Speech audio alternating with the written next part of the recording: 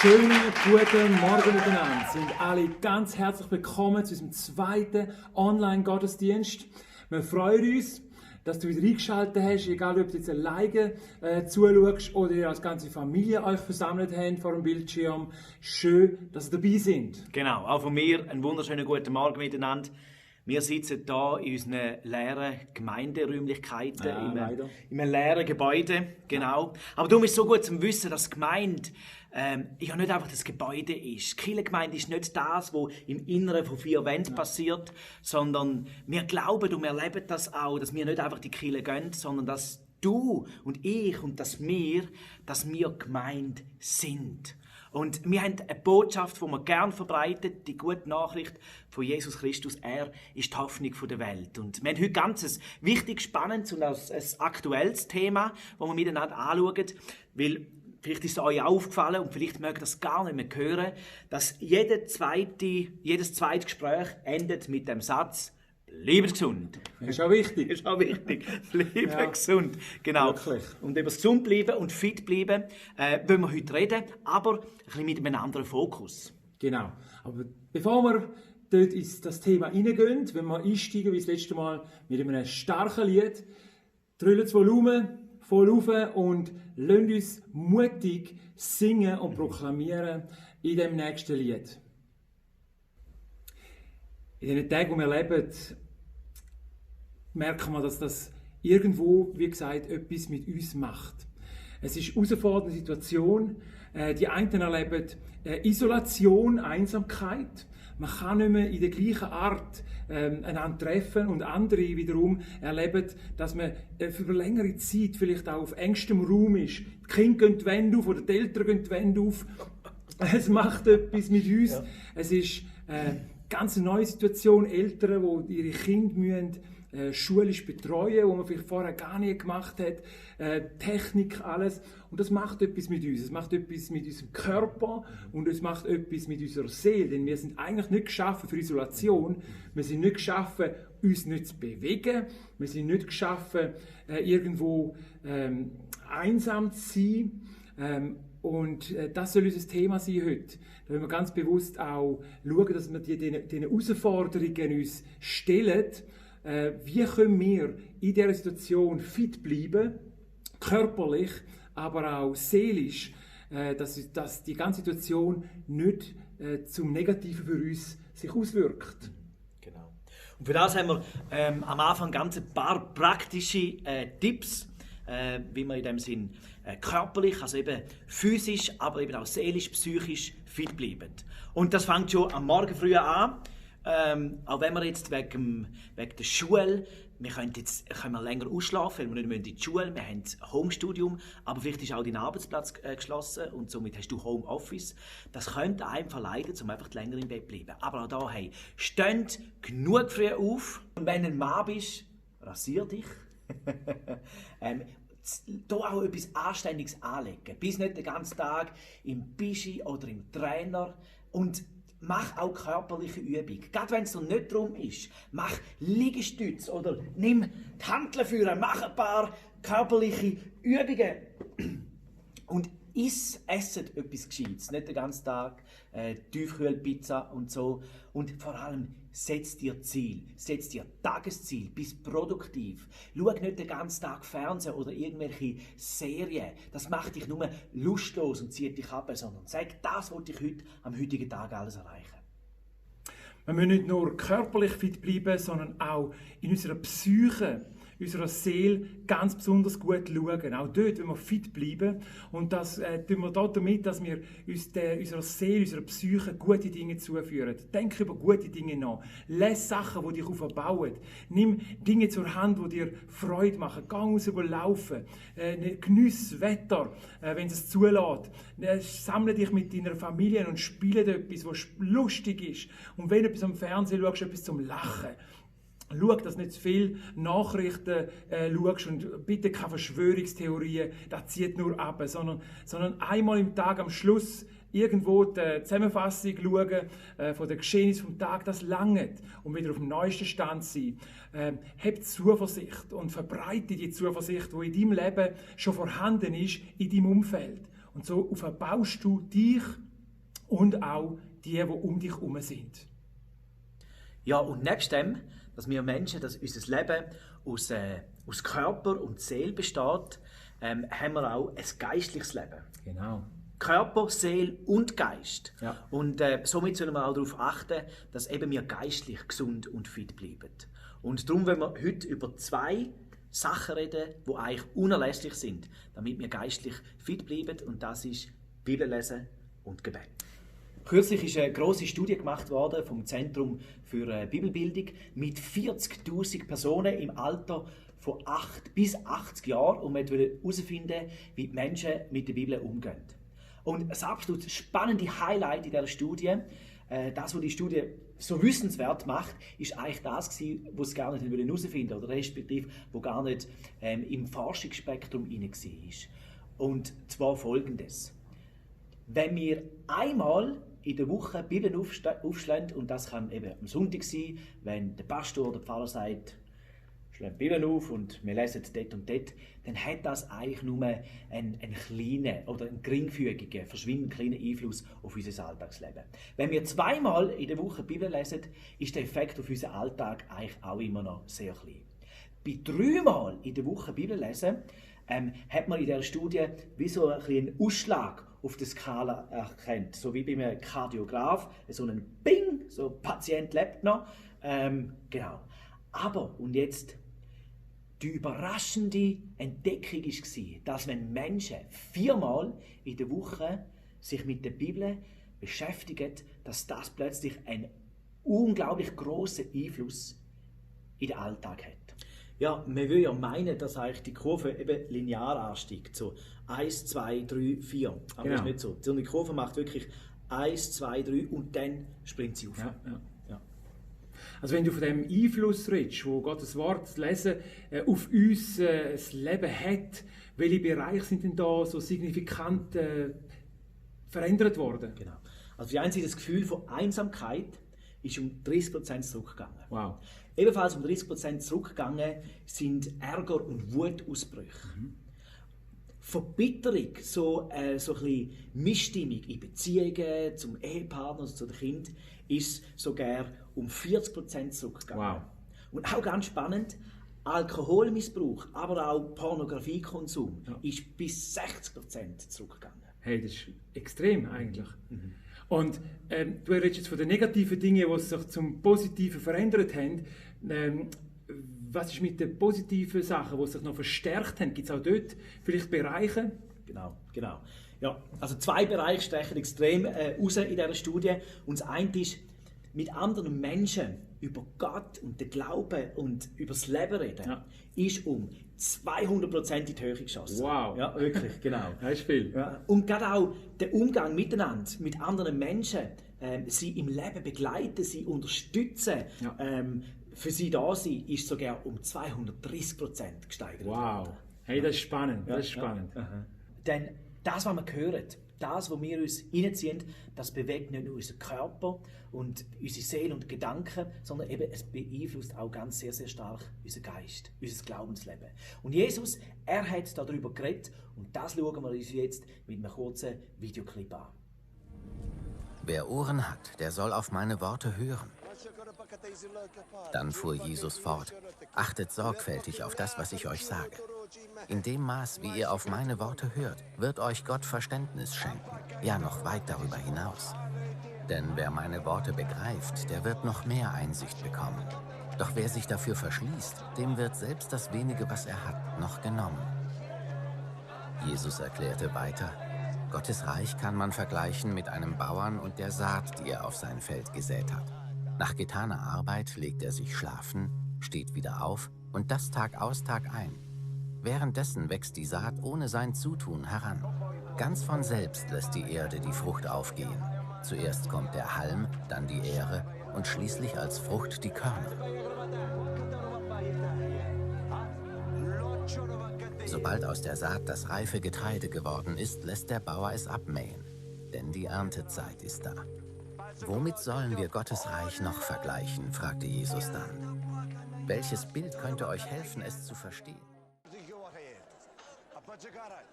Jesus gebrauchte viele Gleichnisse dieser Art, um den Menschen Gottes Botschaft verständlich zu machen. In keiner seiner Predigten fehlten sie. Wenn er aber später mit seinen Jüngern allein war, erklärte er ihnen die Bedeutung.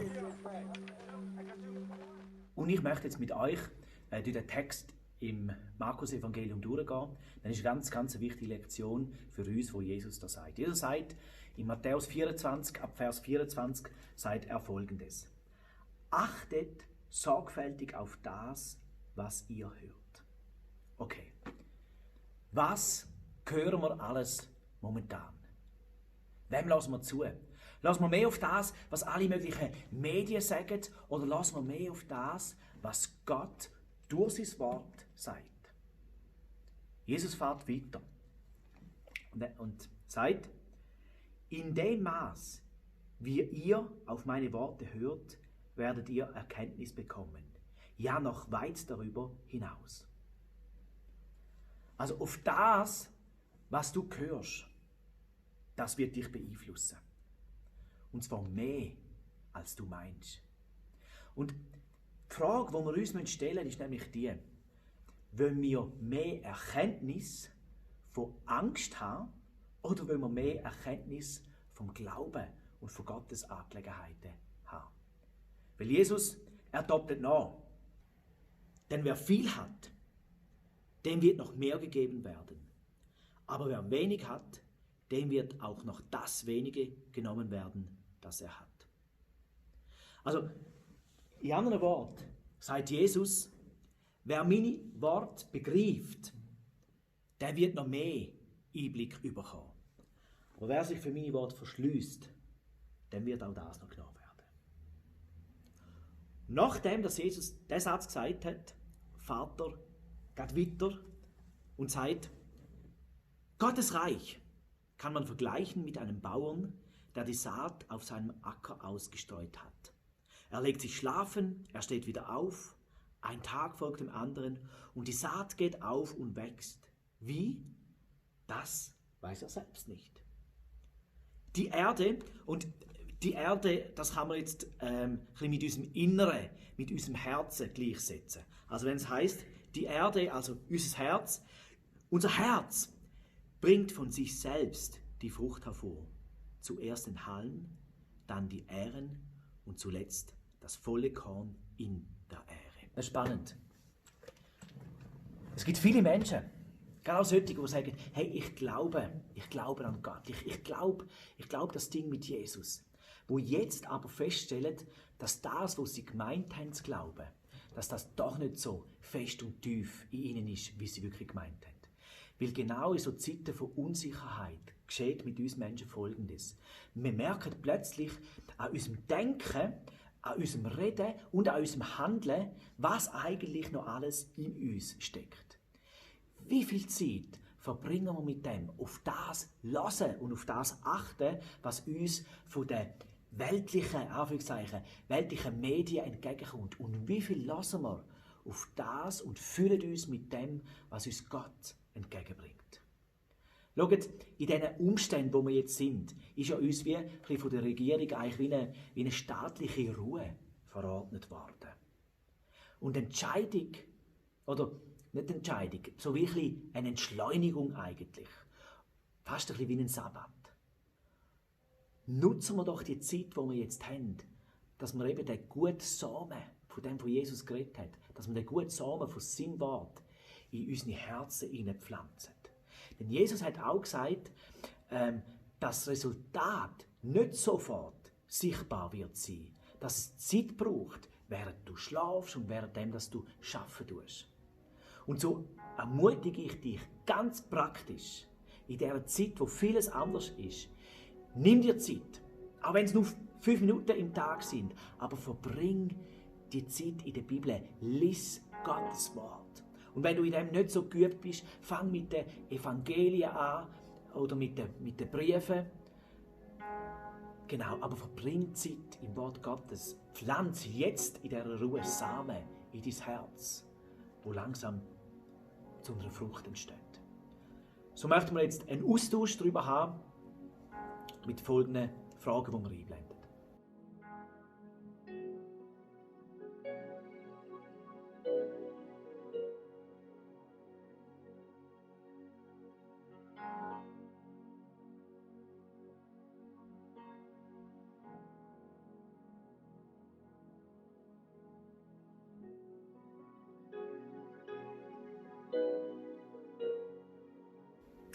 Das Zweite, was wir miteinander anschauen wollen, ist das Gebet. Das Gebet ist ein riesiges Geschenk, aber es ist auch ein Geheimnis.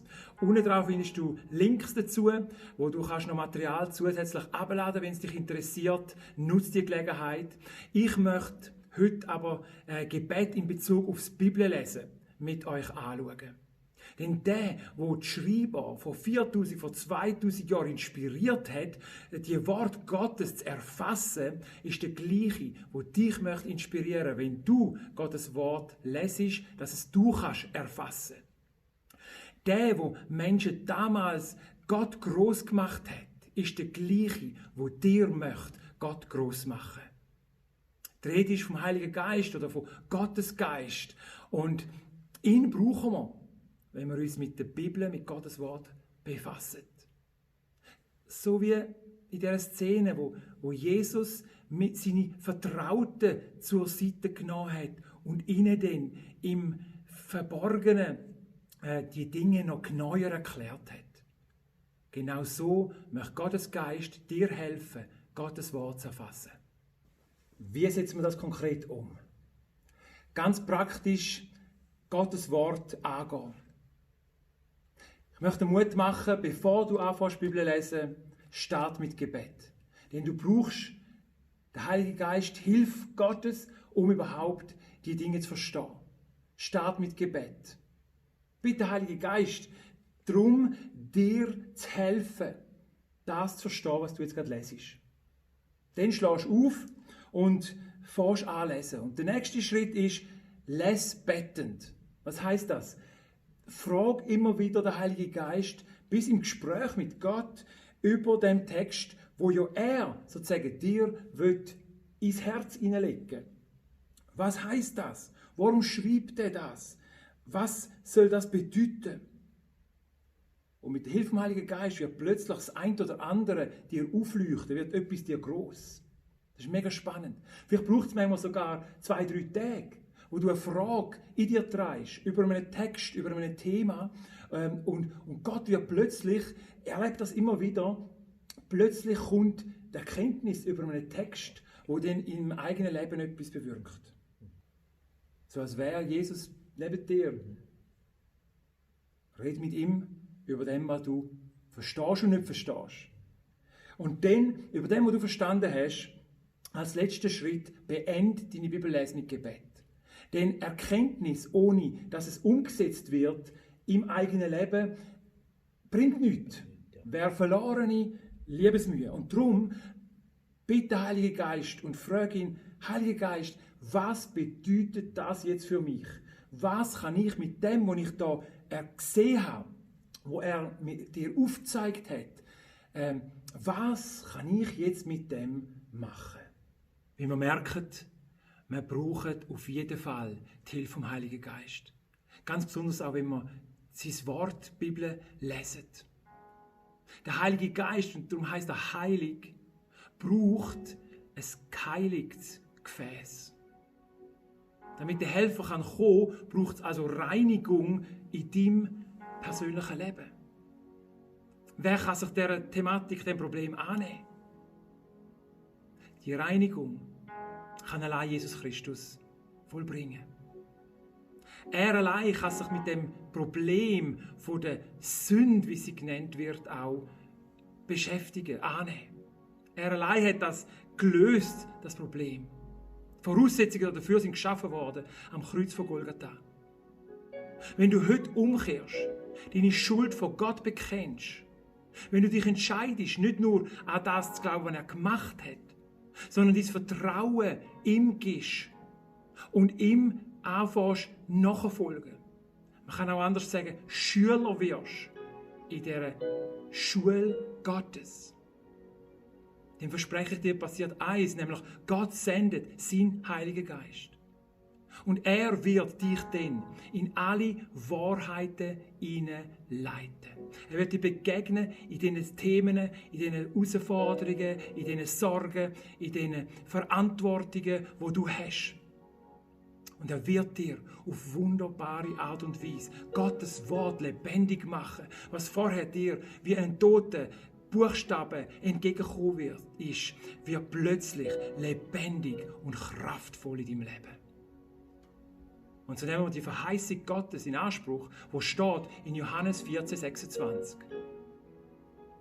Der Helfer, der Heilige Geist, den der Vater in meinem Namen senden wird euch alles weitere lehren und euch an alles erinnern, was ich euch gesagt habe.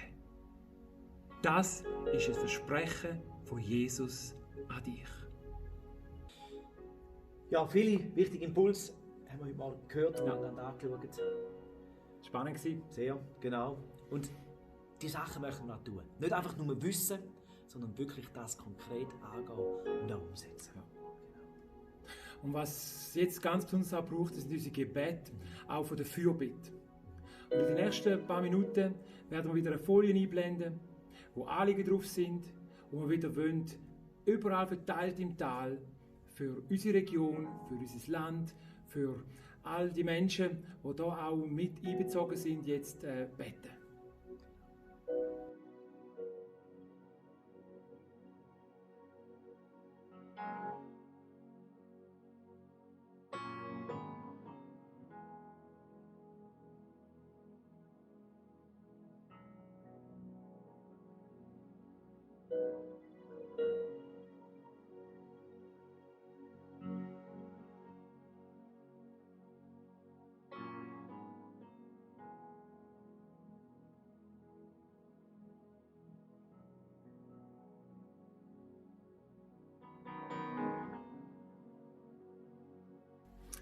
Ja, Christoph, wir starten in die neue Woche rein. Genau.